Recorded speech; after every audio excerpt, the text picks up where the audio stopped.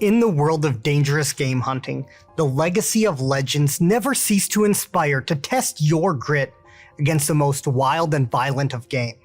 The names and adventures of Selous, Hemingway, Rourke, and Bell reign supreme in the African bush.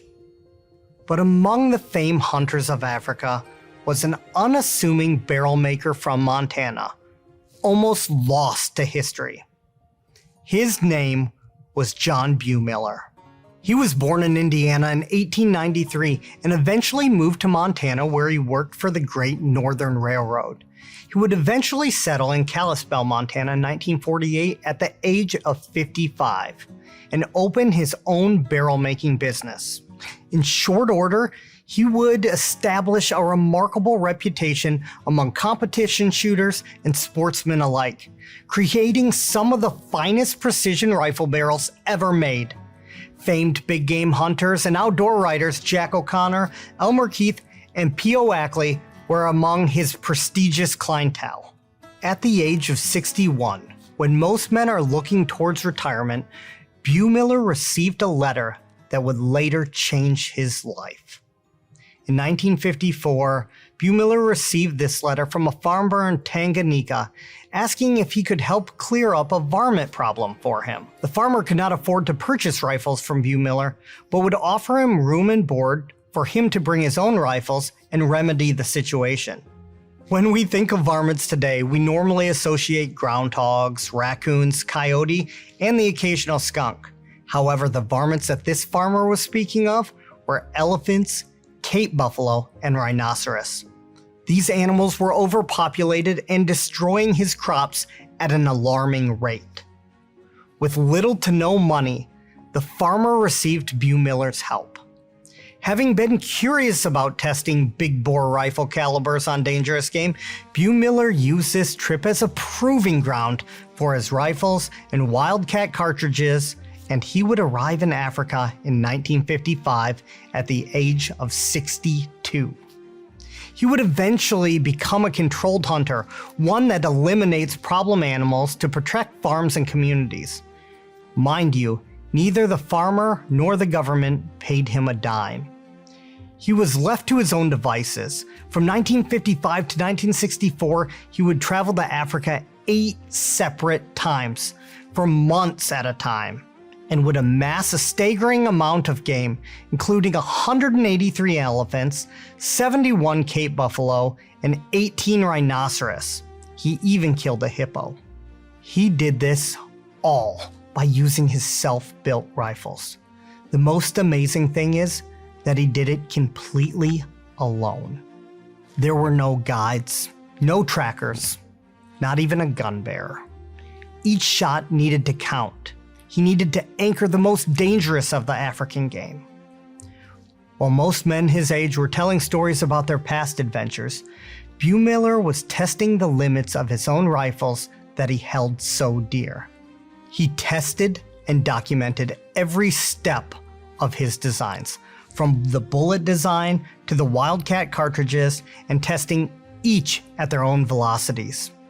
He was among the first to legitimize bonded bullets and monolithic copper solids, more than 25 years before anyone else. The ideas he dreamt up are now standard practice for dangerous game.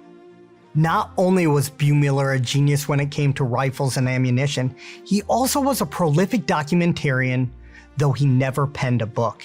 He left behind a literal treasure trove of field notes, photographs, letters, and film documenting everything from bullet performance to the last wilds of Africa. Magazines like Gun Digest and Guns wrote about Buemiller and his dangerous game documentation, and he gained more recognition as the years progressed. John Buemiller passed away at his home in Kalispell, Montana in 1975 at the age of 81. Despite his amazing contributions to ammunition design and the general sporting community, he does not garner the attention he deserves, yet his influence still lingers. People of the know and of the time wrote glowing articles about Buemiller, from P.O. Ackley to Charles Askins. Men admired and revered him. Without fanfare and with little publicity, Without backing nor bravado, John Buemiller is a true original and a legend. Before us today is the treasure trove we spoke of earlier. This is Buemiller's personal dangerous game rifle, built around 1956 on a Mauser 98 action and a barrel made by Buemiller for himself. This rifle is documented in many of his journals, including this one, his trusty 458. It is capable of taking anything on the planet and has taken much. It features a blade front sight and a very early integrated muzzle brake and a crotch rear sight. A perfect combination for snapshots in the bush. The barrel is marked J.R. Buemiller 458. But that's not all. We have handwritten journals from each and every trip to Africa.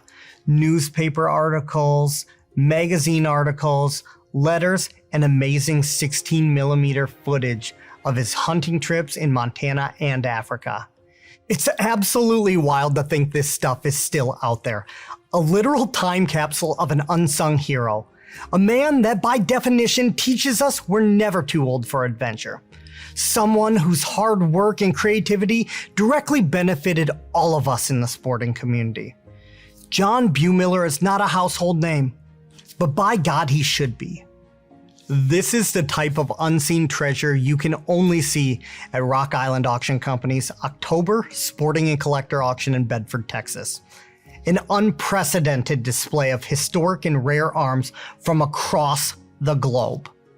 So whether you're looking to start or searching for that hole in your collection, visit us at rockislandauction.com, or better yet, come and join the party.